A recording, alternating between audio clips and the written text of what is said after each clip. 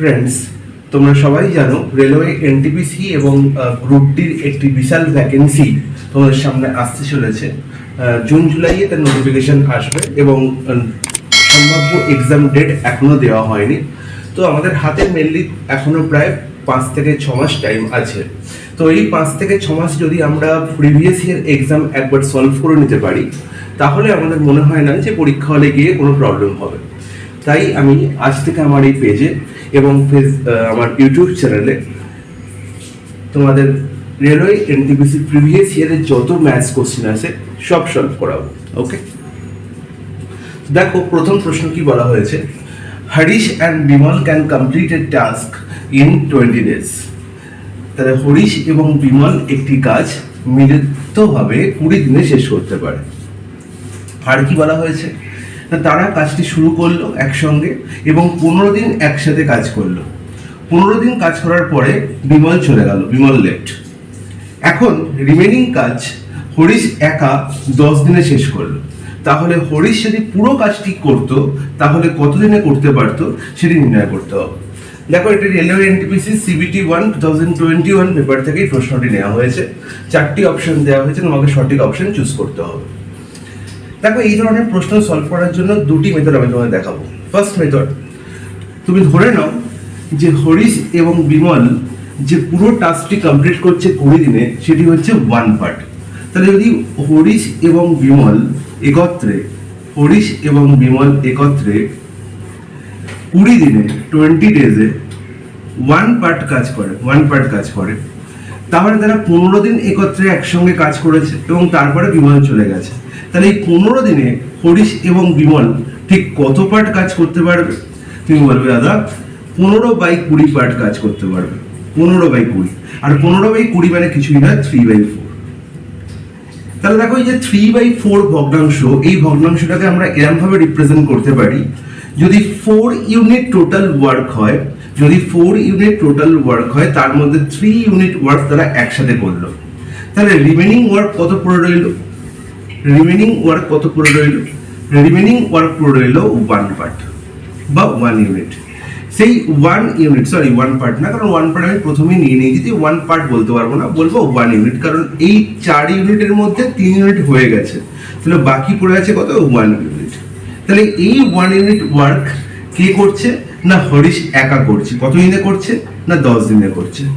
তাহলে 1 unit work Harish করছে কত দিনে? 10 দিনে। এটা কে করছে? হরিশ করছে। তাহলে আমাকে নির্ণয় করতে হবে যে হরিশ পুরো কাজটি যদি একসঙ্গে করতো তাহলে এন্টায়ার ওয়ার্ক কত। আমি এই ভগ্নাংশের মধ্যেই বলেছিলাম যে যদি 4 ইউনিট টোটাল ওয়ার্ক হয় তার মধ্যে 3 ইউনিট ওয়ার্ক হয়ে গেছে, তাহলে 4 ইউনিটই হচ্ছে টোটাল ওয়ার্ক। তাহলে 1 ইউনিট ওয়ার্ক হচ্ছে 10 দিনে। তাহলে 4 ইউনিট ওয়ার্ক হতে কত সময় লাগবে? 4 ইউনিট ওয়ার্ক হতে সময় লাগবে কত? 40 days। এটাই তোমার হচ্ছে required answer, that is option. এটি গেল তোমাদের ফার্স্ট মেথড। এবার দেখো সেকেন্ড মেথডে কিভাবে করবো আমরা। আমার এখানে 3টি ডেট তোমাদের কাছে দেওয়া হয়েছে। ফার্স্ট ডেটে কি না হরিশ এবং বিমল একসঙ্গে করছে, সেই দিন সংখ্যাটি কত? না 20 দিন। তারপরে বলা হয়েছে হরিশ আর বিমল একসাথে শুরু করলো, তারা 15 দিন একত্রে কাজ করলো। ঠিক আছে, 15 দিন কাজ করার পর বিমল চলে গেল, বাকি করলো হরিশ 10 দিনে। তাহলে এই 10, 15 এবং 20 বা 20, 15 এবং 10 এদের এলসিএম কত? 20, 15 এবং 10 এর এলসিএম তুমি বলবে 60। তাহলে 60 ইউনিট হবে টোটাল ওয়ার্ক। যদি টোটাল ওয়ার্ক 60 ইউনিট হয়, তাহলে হরিশ এবং বিমলের মিলিত এফিসিয়েন্সি একদিনের কত কাজ তারা করতে পারে আমি এখান থেকে পেয়ে যাব। তাহলে 60 ইউনিট ওয়ার্ক তারা 20 দিনে করছে। তাহলে 20 দিনে যদি 60 ইউনিট ওয়ার্ক করে, তাহলে একদিনে তারা একত্রে কত করে? না 3 ইউনিট ওয়ার্ক তারা একত্রে একদিনে করে। এবার দেখো, তারা একসঙ্গে কাজ শুরু করেছিল। তাহলে একসঙ্গে কাজ শুরু করার পর তারা 15 দিন কাজ করার পর দেখলাম যে বিমল চলে গেল। তাহলে এই 15 দিন তারা যেহেতু একসঙ্গে কাজ করেছে, তাহলে 15 দিনে ঠিক কত ইউনিট কাজ হয়েছে? না 3 × 15, দ্যাট ইজ 45 ইউনিট। তাহলে 45 ইউনিট কাজ তারা 15 দিনে কমপ্লিট করেছে। তাহলে রিমেনিং কাজ কত না 60 ইউনিট টোটাল ওয়ার্ক, 45 হয়ে গেছে, তাহলে পড়ে আছে কত 15 ইউনিট। আর সেই 15 ইউনিট ওয়ার্ক হরিশ করছে কত দিনে না 10 দিনে। সেই 15 ইউনিট ওয়ার্ক হরিশ করছে কত দিনে না 10 দিনে। তাহলে টোটাল ওয়ার্ক কত 60 ইউনিট। তাহলে 60 ইউনিট ওয়ার্ক করতে হরিশের কতদিন লাগবে, তাহলে 15 ইউনিট করতে লাগে 10 দিন, আমাকে করতে হবে 60 ইউনিট। কাজের পরিমাণ কত হয়েছে 4 গুণ হয়েছে, তাহলে সময় কি হবে 4 গুণ হবে, তার মানে 40 days will be the correct answer. Friends, এবার চলে আসি আমরা কোশ্চেন নাম্বার 2 তে। কোশ্চেন নাম্বার 2 তে কি বলা হয়েছে, root over of 3 to the power n is equal to 729 হলে আমাকে n এর ভ্যালু নির্ণয় করতে হবে। তোমরা সার্চ এবং ইন্ডিসেস চ্যাপ্টার তোমরা মাধ্যমিক অবধি পড়েছো, এবং এই চ্যাপ্টারের দুটি ফর্মুলা তোমাদের খুব ভালো করে মাথায় রাখতে হবে। ফর্মুলা দুটো কি কি, যদি a to the power n whole to the power m লেখা থাকে, তাহলে আমরা এই টার্মটাকে লিখতে পারি ঠিক এরকম ভাবে a to the power mn বা a to the power nm। তাহলে আমরা কি দেখতে পাচ্ছি না এই জাস্ট পাওয়ার দুটি কি হয়ে যাচ্ছে না গুণ হয়ে যাচ্ছে। তাহলে এটা আমাকে মাথায় রাখতে হবে। এটা হচ্ছে ফর্মুলা নাম্বার 1। ফর্মুলা নাম্বার 2 যেটা মাথায় রাখতে হবে, যদি a to the power m is equal to a to the power n হয়, তাহলে দেখো এই দুটি টার্মেই কি দেখতে পাচ্ছি আমরা বেস সেম, বেস দুটোই বেস কি আছে a আছে।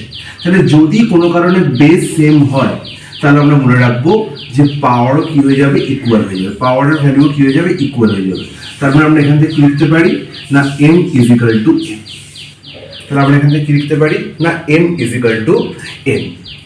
সিমিলারলি এবার দেখো প্রশ্নে চলে আসি। আরেকটি জিনিস আমাদের খুব ভালো করে মাথায় রাখতে হবে 3 নম্বর, সেটি হচ্ছে যদি আমার লেখা থাকে রুট ওভার অফ n, এর মানে অ্যাকচুয়ালি কিছুই না, এর মানে হচ্ছে n to the power half. তার মানে এই যে জায়গায় রুট ওভার, এই জায়গায় কিছু নেই, মানে মনে করতে হবে এখানে কি আছে 2 আছে, এর মানে কি আছে এখানে 2 আছে। তাহলে এর ভ্যালু কত হবে n to the power half. Similarly দেখে এখানেও তাই আছে, কি আছে না root over of 3 to the power n is equal to 729। তাহলে এখান থেকে যদি কোনোভাবে আমাকে n এর ভ্যালু নির্ণয় করতে হয়, তাহলে আমাকে কি করতে হবে না বেস ইকুয়াল করতে হবে। কনসেপ্ট কি বলে, আমাকে বেস সমান করতে হবে, ঠিক এই কনসেপ্ট অনুযায়ী। তাহলে দেখো আমি লিখতে পারি এই রুট ওভার কে যদি আমরা অমিট করি বা তুলে দিই, তাহলে আমরা কি লিখতে পারি না 3 টু দি পাওয়ার n এর whole to the power half. আর 729 কে আমরা কি লিখতে পারি 3 টু দি পাওয়ার 6 ডাইরেক্ট লিখতে পারি। যদি কারোর মাথায় না আসে 3 টু দি পাওয়ার 6, তাহলে সে কি লিখবে না 729 কে আমরা লিখতে পারি 9 এর কিউব। 9 এর কিউব, তাহলে 9 এর কিউব এখানে আছে, এখানে 3 to the power n whole to the power half. তাহলে দেখো আমরা একটু আগে শিখেছি যে a to the power n whole to the power m is equal to a to the power mn। তাহলে এখানে আমরা কি লিখতে পারি 3 to the power n whole to the power half, মানে হচ্ছে 3 to the power n by 2। আর এখানে দেখো 9 আছে, তাহলে 9 কে আমরা কি লিখতে পারি 3 স্কয়ার। আর এই 3 স্কয়ার আর 3 স্কয়ারের 2 আর এই 3 গুণ হয়ে কি হয়ে যাবে 3 টু দি পাওয়ার 6। তাহলে এবার দেখো আমরা বেসকে কি করে দিয়েছি সমান করে দিয়েছি, ঠিক ফর্মুলা নাম্বার 2 ওয়াইজ। তাহলে যদি বেস সমান হয়ে যায়, তাহলে পাওয়ারের ভ্যালু কি হয়ে যাবে ইকুয়াল হয়ে যাবে। তাহলে n by 2 is equal to কত হবে, n by 2 is equal to হবে 6। তাহলে n এর ভ্যালু কত হবে না 12। n এর ভ্যালু কত হবে 12। তাহলে आंसर আমার কি হবে 12 হবে আমার কারেক্ট आंसर। চলে আসি কোশ্চেন নাম্বার 3 তে। কোশ্চেন নাম্বার 3 তে কি বলা হয়েছে, the HCF of two numbers is 6 and their LCM is 84. If one of these numbers is 42, then other number is। দুটি সংখ্যার HCF বলা হয়েছে। HCF কি বলা হয়েছে না 6, এবং সেই দুটি সংখ্যারই LCM বলা হয়েছে 84। তাহলে আমার কাছে HCF দেওয়া আছে এবং LCM দেওয়া আছে দুটি সংখ্যার। বলছে দুটি সংখ্যার মধ্যে একটি সংখ্যার ভ্যালু হচ্ছে 42, তাহলে অন্য সংখ্যাটির ভ্যালু কত হবে সেটা নির্ণয় করতে হবে। 4টি অপশন দেওয়া হয়েছে A B C D। এই চারটি অপশনের মধ্যে থেকে আমাকে সঠিক অপশন চুজ করতে হবে। দেখো এই প্রশ্নটিও আমরা এনটিপিসি সিবিটি 1 2021 পেপার থেকেই নিয়েছি। খুব সহজ একটি প্রশ্ন, শুধু একটি ফর্মুলা মাথায় রাখতে হবে যে যদি দুটি নাম্বারের এইচসিএফ বলা থাকে এবং এলসিএম বলা থাকে এবং সংখ্যা দুটি দেওয়া থাকে, তাহলে আমার ফর্মুলাটা কি বলে না HCF into LCM, HCF into LCM of two numbers.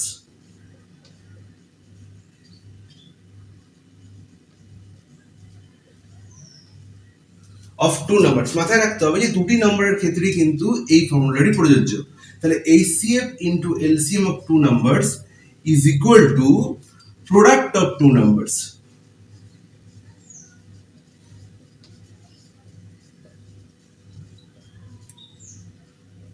তার মানে সংখ্যা দুটির গুণফল এবং সংখ্যা দুটোর HCF এবং LCM এর গুণফল সবসময় কি হবে, ইকুয়াল হবে।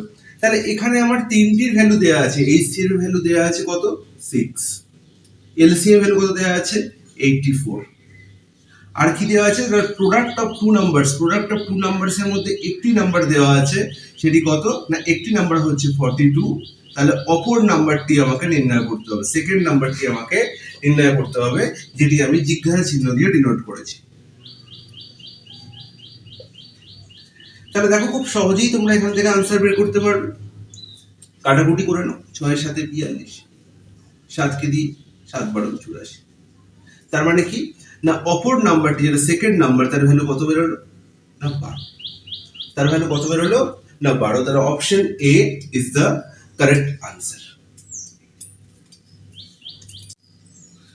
আর এই প্রশ্নটারই আনসার তোমরা ইউনিট ডিজিট দিয়েও খুব ভালোভাবে করতে পারতে, সেখানে গুণ করার কোনো দরকার ছিল না। দেখো এইচসিএফ ভ্যালু কত বলা হয়েছে 6, এলসিএম ভ্যালু কত বলা হয়েছে 84। তাহলে 6 আর 4 গুণ করলে এইচসিএফ এর ইউনিট ডিজিট কত 6 আর এলসিএম এর ইউনিট ডিজিট কত 4, শুধু ইউনিট ডিজিট আমরা দেখব। তাহলে 6 আর 4 গুণ করলে আমরা কত পাবো 24। তার মানে এদের গুণফলের ইউনিট ডিজিট কত হবে না 4 হবে।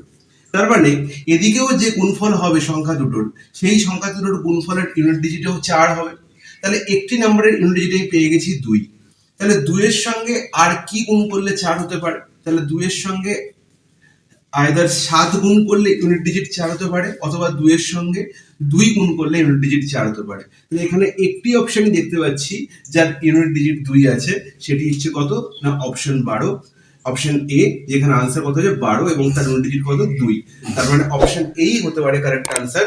আর কোনো অপশনে ইউনিট ডিজিট দেখো 2 অথবা 7 নেই, তার মানে আর কোনো অপশনই আনসার হতে পারে না। তাহলে এইভাবে ইউনিট ডিজিট দিয়েও তোমরা এই কোশ্চেনটি সলিউশন খুব সহজে করতে পারতে, যেখানে তোমাদের গুণ করার কোনো দরকার পড়তো না। ফ্রেন্ডস, কোশ্চেন নাম্বার 4 এ আমরা দেখতে পাচ্ছি অ্যালজেব্রা থেকে একটি প্রশ্ন দেওয়া হয়েছে এবং খুবই অসাধারণ একটি প্রশ্ন। তোমরা দেখেই এই ধরনের প্রশ্নের সমাধান করতে পারবে। দেখো আমি দেখেই বলতে পারবো যে এই প্রশ্নটির আনসার হবে অপশন 9। না আমি কিন্তু মুখস্থ করিনি, আমি দেখেই বুঝতে পারছি। কি করে দেখে বুঝতে পারছি, তোমাদের এটা মাথায় রাখতে হবে, সেটা হচ্ছে যে যদি কোনোভাবে তোমাকে a মাইনাস 1/a এর ভ্যালু দেওয়া থাকে, ধরলাম a মাইনাস 1/a এর ভ্যালু দেওয়া আছে k, তাহলে সবসময় a square plus 1/a square এর ভ্যালু কত হবে না a square plus 1/a square এর ভ্যালু হবে k square plus 2, k square plus 2। এই ফর্মুলাটি তোমাদের মাথায় রাখতে হবে, ঠিক আছে? যদি এই ফর্মুলাটা তোমাদের মাথায় থাকে তাহলে তোমরা এটাও বলতে পারবে এখানে যে ফর্মুলাটা ইউজ হয়েছে ঠিক এর উল্টো ফর্মুলা। এখানে a square plus 1/a square এর ভ্যালু দেওয়া আছে k স্কোয়ার প্লাস 2, তাহলে a মাইনাস 1/a এর ভ্যালু কত হবে, তাহলে a মাইনাস 1/a এর ভ্যালু কত হবে সেটা নির্ণয় করতে বলেছে, ঠিক আছে? তাহলে দেখো তোমরা এখানে কি দেখতে পাচ্ছ x square y square plus 1/x square y square. তাহলে এই x স্কোয়ার y স্কোয়ার আর 1/x square y square is equal to যদি 83 দেওয়া থাকে, তাহলে তোমরা খুব সহজেই বুঝতে পারবে যে এই x স্কোয়ার y স্কোয়ারকে তোমরা লিখতে পারো xy এর হোল স্কোয়ার। সিমিলারলি এখানেও তোমরা লিখতে পারো 1/xy এর হোল স্কোয়ার সমান হচ্ছে 83। এবার যদি xy ইটসেলফ এই দুজনকে একসঙ্গে তোমরা যদি a মনে করো, তাহলে এখানেও তোমরা লিখতে পারো a। তাহলে দেখো অ্যাকচুয়ালি 1 বাই কি দেওয়া আছে না a square plus 1 by a স্কোয়ারের ভ্যালু দেওয়া আছে ইজ ইকুয়াল টু 83। আর নির্ণয় করতে হবে কি এক্স ওয়াই কে আমরা কি ধরেছি a, তাহলে a মাইনাস 1 বাই a এর ভ্যালু নির্ণয় করতে হবে। তাহলে দেখো ঠিক এই ফর্মুলাটার উল্টো ফর্মুলা কিনা বলবে হ্যাঁ একদম। তাহলে 83 ইজ ইকুয়াল টু কত না k square plus 2, k square plus 2 এর ভ্যালু দেওয়া আছে কত 83। তাহলে k স্কয়ার প্লাস 2 এর ভ্যালু দেওয়া আছে কত 83। তাহলে নির্ণয় করতে হবে কার ভ্যালু k এর ভ্যালু। তাহলে k এর ভ্যালু আমরা কি করে পাবো এই 2 যদি ওদিকে চলে যায় তাহলে কি হয়ে যাবে বিয়োগ হয়ে যাবে। তাহলে 83 মাইনাস 2 হবে 81 আর k স্কয়ারের ভ্যালু হবে 81। তাহলে k এর ভ্যালু কত হবে root over of 81 plus minus একটা দিতে পারো। কিন্তু এখানে দেখো কোনো অপশনেই মাইনাস ভ্যালু নেই, কোনো অপশনেই কিন্তু মাইনাস ভ্যালু নেই, তার মানে তোমাকে প্লাস ভ্যালু নিতে বলেছে, তার মানে তোমাকে প্লাস ভ্যালু নিতে বলেছে, এই মাইনাস সাইন দেওয়ার কোনো প্রয়োজন নেই। তাহলে রুট ওভার 81 মানে সবাই জানে যে आंसर কত হবে 9। তার মানে xy মাইনাস 1 বাই xy বা a minus 1 minus a minus 1 by a, যেটাকে আমরা a মাইনাস 1 বাই a দিয়ে ডিনোট করি, তার ভ্যালু কত হবে না option B 9 will be the correct answer. তাহলে নেক্সট টাইম আমার যদি পরীক্ষার এই প্রশ্নটি আসে তাহলে আমরা কি করব না জাস্ট 83 থেকে 2 বিয়োগ করব তার রুট করব, 83 থেকে 2 বিয়োগ করব তার রুট করব। 83 থেকে 2 বিয়োগ করলে কত 81, তার রুট করলে কত, তার রুট ওভার করলে কত হবে না 9 হবে আমার आंसर। তাহলে option B is the correct answer. ঠিক এইভাবেই আমি দেখি তোমাকে आंसरটা বলেছিলাম। এখানে এইসব এত কিছু করার কোনো প্রয়োজন নেই, জাস্ট আমি তোমাদের বোঝানোর জন্য এত কিছু করলাম।